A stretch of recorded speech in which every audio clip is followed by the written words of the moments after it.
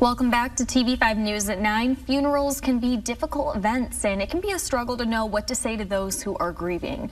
Joining us this morning to share her expertise, we have Rebecca from Case Funeral Home. Thanks for being here. Thank you for having me again.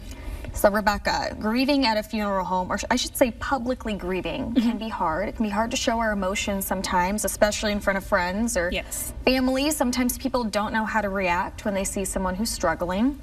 Can you share what people can do to comfort those who are going through the grieving process?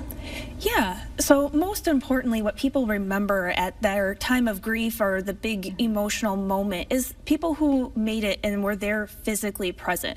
So it may feel awkward, you might get tongue-tied, but they remember that you're there, and that's important to them. And then after that, think about your positive memories with the deceased and go ahead and share that with the family. That's what they want to hear. That's what's going to help get them through, is those positive memories and the positive attributes of their loved one.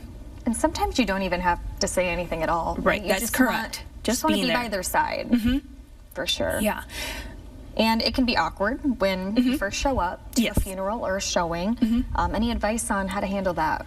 Yeah, so, big emotions create awkwardness, and it's hard for us. But a lot of times I recommend dividing your conversation up into maybe 3 different categories. Let the griever guide you. So you might want to say something like, do you want a distraction from all of the emotions and what I'm feeling? Would you like me to talk about your loved one? Do you want to talk about your loved one? Or do we want to sit in silence while you gather yourself for a few moments? You can put your head on my shoulder, I can hold your hand. We can just be together in silence while you collect yourself, and then we'll go forward. Yeah, just letting them know you're with them, you're by their side. Is there anything people should avoid saying or try not to say at a funeral? Yes, so there are certain things, well-meaning, can often read the wrong way. So something like God's will, or they're in a better place now, they're out of pain. That might be true, and they might say that to you, but the sting of grief might be too strong at that moment. So it's better to save that for later in their grief journey. Instead, we want to say, you embody a lot of the positive attributes of your mother, father, whomever you're grieving. Share a good story and ask them what their favorite thing was about the deceased. Once you get people talking, the awkwardness suddenly fades away and you're into a good communication spot and everybody's feeling better. A lot of good tips for sure. Any more simple phrases we can use when we first arrive? We can say sorry for your loss, but then lead into something more. I'm so sorry for your loss. I'm thinking of you on your grief journey. How are you feeling today? And I want you to know that any emotion is okay, right? So grief is as unique as your fingerprint, is how I read it once, and I thought that's a great way to say it. Everyone feels every emotion. And I often tell families that I'm working with, the visitation and funerals are the roller coaster days. You feel every emotion, and every emotion is okay to feel. And just letting them know that makes a big difference. And if someone is feeling uncomfortable with showing grief to the family or friends they're there to support, it's okay, right? It's okay to show your emotions on your face. This is why we have visitations and services, right? We want to come together as our own little community, extended family, and support one another and share this journey together, because we are not alone. A lot of our emotions are very similar. So this is our time to come together, and it's perfectly okay to say, I'm hurting too. I loved your person just as much, or, as well, and they meant a lot to me.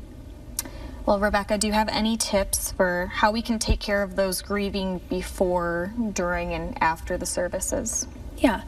Before services, there's a lot of logistics. So families going through planning methods, talking to clergy, cemeteries, funeral homes, different things. So the best thing you can do is say, what needs to be taken care of at home? Do you need me to pet sit while you're meeting with the church? Or do you need me to run a couple errands for you? Do you need groceries? Do I do a pickup order for you? And then the actual service and visitation, this is where we're sharing our grief story, sharing our memories, being emotionally present, which is very important. And then after the service is where a lot of people struggle the most. This is where you could say, like, the silence is deafening. We've had all this busyness planning and working towards and having these services, and then we go home and it's quiet, and that quiet can really be deafening. So check in on the person afterwards. Start a meal train. That is very happy for, you know, a widow to think of all those sorts of things. And then check in on the first anniversaries, because those are the hardest. The first anniversary of their birthday, first anniversary for marriage or holidays. Those are tough, and it's a good time to reach back out to your friends who are grieving and say, do you want to sit with me for a little bit? We don't have to do anything at all, but I'm thinking of you. I know today is going to be hard. These are all great reminders. Yes. Rebecca, thank you so much for everything this morning. Yeah. As always, you can find more information on Case Funeral Home on our website. Just go to the hot link section of WNEM.com.